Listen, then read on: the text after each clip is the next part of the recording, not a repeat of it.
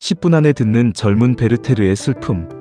누군가를 미치도록 사랑해 본 적이 있으신가요? 그 사랑이 이룰 수 없는 사랑임을 알면서도 멈추지 못해 스스로를 파멸로 몰고 간 한 남자가 있습니다. 1774년 독일에서 출간되자마자 전 유럽을 뒤흔들며 일부 젊은이들을 모방 자살로 이끌었던 문제작. 심지어 나폴레옹 보나파르트마저 7번이나 읽었다는 소설. 바로 요한 볼프강 폰 괴테의 소설 젊은 베르테르의 슬픔입니다. 이 책은 주인공 베르테르가 친구 비렐름에게 보내는 편지 형식으로 이루어져 있습니다.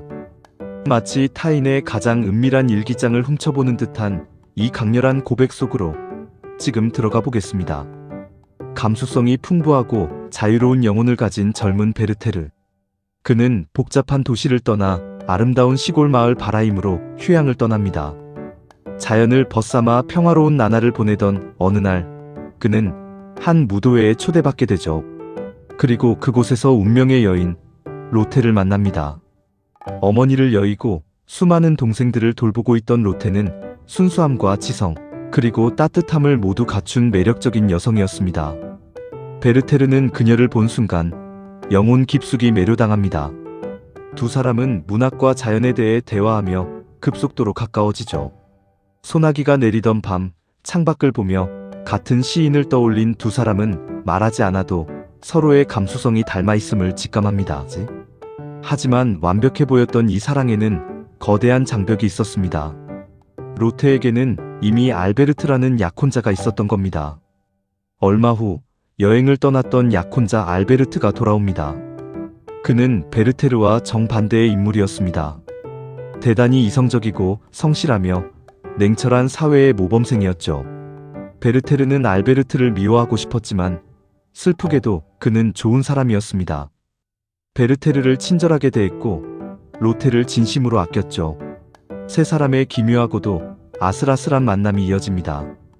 베르테르는 로테의 곁에 머물며 행복을 느끼면서도 동시에 그녀가 결코 자신의 사람이 될 수 없다는 현실에 극심한 고통을 느낍니다. 로테를 향한 마음이 커질수록 괴로움은 깊어만 가고 결국 베르테르는 이 파멸적인 사랑에서 도망치기로 결심합니다. 그는 로테에게 제대로 된 작별 인사조차 하지 못한 채 멀리 떠나버립니다. 로테를 잊기 위해 베르테르는 공사관의 비서직으로 취직하며 현실 사회에 적응하려 했습니다. 하지만 자유로운 영혼이었던 그에게 신분 질서가 엄격하고 위선으로 가득 찬 귀족 사회는 또 다른 감옥이었습니다. 결정적으로 귀족들의 모임에서 귀족이 아니라는 이유로 모욕을 당하고 쫓겨나면서 베르테르는 사회의 깊은 환멸을 느끼고 사직서를 던집니다. 마음 둘 곳 없던 그가 결국 발길을 돌린 곳은 어디였을까요? 네, 다시 로테가 있는 바라임이었습니다. 하지만 그가 돌아왔을 때 현실은 더 참혹해져 있었습니다. 로테와 알베르트는 이미 결혼해 가정을 꾸린 상태였죠. 이제 로테는 타인의 아내가 되어 있었습니다. 이제 베르테르의 감정은 걷잡을 수 없는 폭풍이 됩니다. 그는 매일 로테를 찾아갔고 그의 집착에 가까운 사랑은 로테와 알베르트의 부부관계마저 숨막히게 만들었습니다.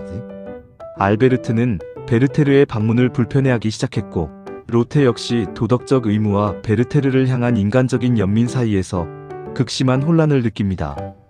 크리스마스를 앞둔 어느 날 밤, 알베르트가 비운 집에 찾아간 베르테르는 로테에게 자신이 번역한 오시안의 시를 읽어줍니다. 슬프고 격정적인 시의 구절 끝에 두 사람은 감정을 주체하지 못하고 눈물을 흘리며 격렬한 입맞춤을 나눕니다. 로테 역시 마음 깊은 곳에서는 베르테르를 향한 감정이 있었던 것이죠. 하지만 이성적인 로테는 이내 베르테르를 밀쳐내며 외칩니다. 이것이 마지막입니다, 베르테르. 다시는 저를 보러 오지 마세요. 그 선언은 베르테르에게 사형 선고와 같았습니다. 집으로 돌아온 베르테르는 마지막 편지를 쓰기 시작합니다. 그리고 알베르트의 집에 여행을 떠나니 호신용 권총을 빌려달라며 심부름꾼을 보냅니다. 불길한 예감이 든 로테는 떨리는 손으로 권총을 건네주죠. 베르테르는 로테가 직접 건네준 그 권총을 보며 자신의 운명을 받아들입니다. 그날 자정, 베르테르는 푸른색 연미복과 노란색 조끼를 입은 채 자신의 머리를 향해 방아쇠를 당깁니다.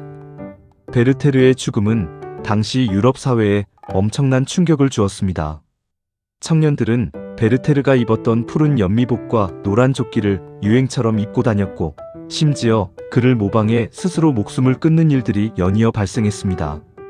심리학에서 예측 불가능한 모방 자살을 뜻하는 베르테르 효과라는 말이 바로 여기서 유래했죠. 그렇다면 왜 당대 청년들은 이 소설에 그토록 미쳤던 걸까요? 단순히 비극적인 사랑 이야기여서가 아닙니다. 베르테르의 비극은 두 가지 장벽 때문이었습니다. 하나는 이룰 수 없는 사랑이라는 감정의 장벽이었고, 다른 하나는 아무리 능력이 있어도 신분의 한계를 넘을 수 없었던 사회의 벽이었습니다. 당시 엄격한 이성과 신분 질서만을 강조하던 시대적 분위기 속에서 자신의 감정에 온전히 솔직하고자 했던 베르테르의 고뇌는 청년들의 억눌린 감정을 대변하는 해방구였던 셈입니다. 괴테는 이 소설을 단 4주 만에 써내려갔다고 합니다. 괴테 자신의 실현 경험과 친구 칼을 예루살렘의 자살 사건에서 영감을 받아 탄생한 자전적 성격의 소설이죠. 괴테는 훗날 이렇게 말했습니다. 내가 베르테르를 써서 죽음으로부터 구원받았듯 내겐 살아가기 위해 이 책이 필요했다. 질서와 이성이 지배하는 세상에서 자신의 감정을 가두지 못하고 전부를 불태웠던 남자. 비록 그의 선택은 파멸이었을지라도 가슴 뛰는 본능에 모든 것을 걸었던 베르테르의 슬픔은 250년이 지난 지금도 우리에게 묻고 있습니다. 당신은 이토록 온 영혼을 다해 무언가를 열망해 본 적이 있는가? 젊은 베르테르의 슬픔이었습니다.